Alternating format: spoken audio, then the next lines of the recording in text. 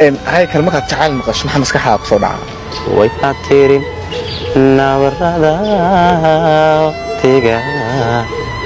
يدنا وشيخي weyn nolosha waa haykal iyo boqorada isteelka ayaa laga dareemayaa baraha bulshada si weyn boqorada isteelka iyo saygeeda oo lagu magacaabo haykal maxamed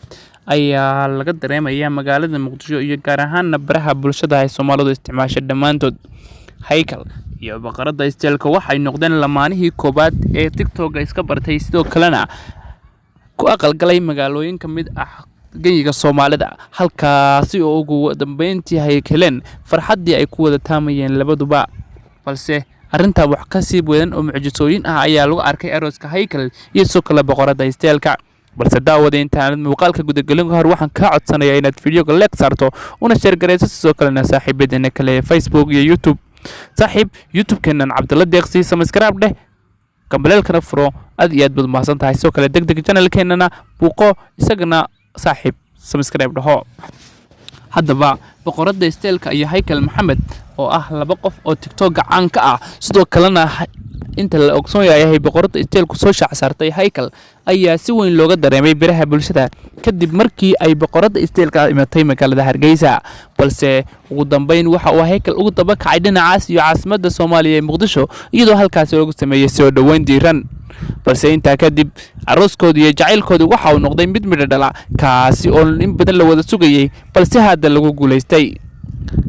waa labadii qof ee barta TikTok caanka ah iyadna 1 milyan iyo saa ay joogto isna 1 milyan koorka ku hayo oo wax yar uga dhiman yihiin sidoo kalena ah laba qof oo walacana kana soo kala jeeda labo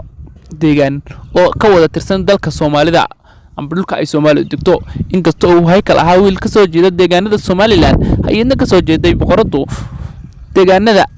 Soomaaliya gaar ahaan caasimadda Muqdisho ayaa haddana arooskooda waxa uu farxad iyo reereyn ku abuuray boqolaal qof oo isticmaala baraha bulshada lamaane badan oo kala xishoonayay oo ku jiray barta TikTok ayaa hadda kadib isku dhiiranaya noqon doona lamaane wax wala jelay haddana wada jelay jacayl ugu dambeyntoodna awlaad wada jelay hadduu alla kala siiyo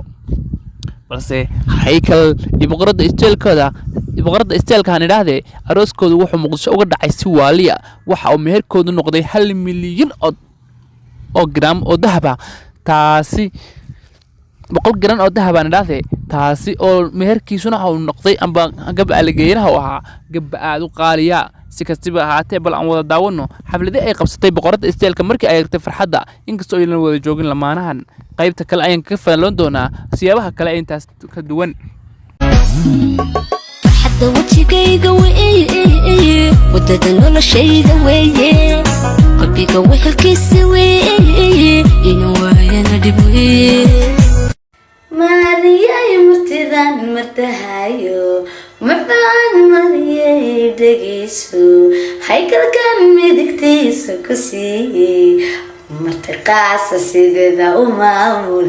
waa muraayada dumaashi wanaagti waan farxay maasha Allah walaalkay haykal iyo soo kala walaashay boqorada isteelka ayuu arooskooda ka dhici doona maalmaha soo socda magaalooyinka Muqdisho iyo Hargeysa xafladan mid ka dhici doona midna meher ka dhici doona maasha Allah hambali ayaan leenahay guul iyo gobonimo Ilaahay wad khayr raadi kala siiyo